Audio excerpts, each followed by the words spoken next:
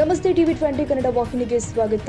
ಉತ್ತರ ಕನ್ನಡ ಜಿಲ್ಲೆಯ ಕಾರವಾರ ನಗರದ ಸಾಯಿಕಟ್ಟ ಪ್ರದೇಶದಲ್ಲಿ ಇರುವ ಸಾಯಿ ಮಂದಿರದಲ್ಲಿ ಕಳ್ಳತನ ನಡೆದಿರುವ ಘಟನೆ ಬೆಳಕಿಗೆ ಬಂದಿದೆ. ಸೋಮವಾರ ತಡರಾತ್ರಿ ಕಳ್ಳರು ದೇವಾಲಯದಲ್ಲಿ ಇದ್ದ ಬೆಳ್ಳಿ ಕಿರೀಟ, ಪಾದುಕೆ ಸೇರಿ ವಿವಿಧ ಆಭರಣಗಳನ್ನು ಕದ್ದೊಯ್ದಿದ್ದಾರೆ.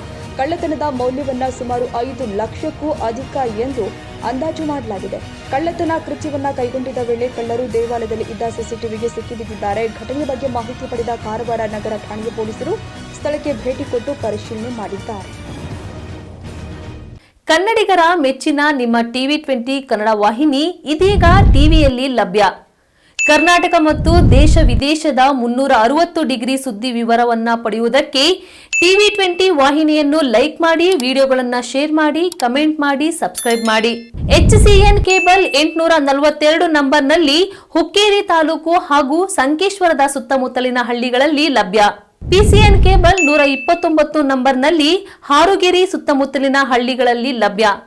ರಾಯಬಾಗ್ ಡಿಜಿಟಲ್ ಚಾನೆಲ್ ಕೇಬಲ್ 80ನೇ ನಂಬರ್ನಲ್ಲಿ ರಾಯಬಾಗ ತಾಲೂಕಿನ ಸುತ್ತಮುತ್ತಲಿನ ಹಳ್ಳಿಗಳಲ್ಲಿ ಲಭ್ಯ.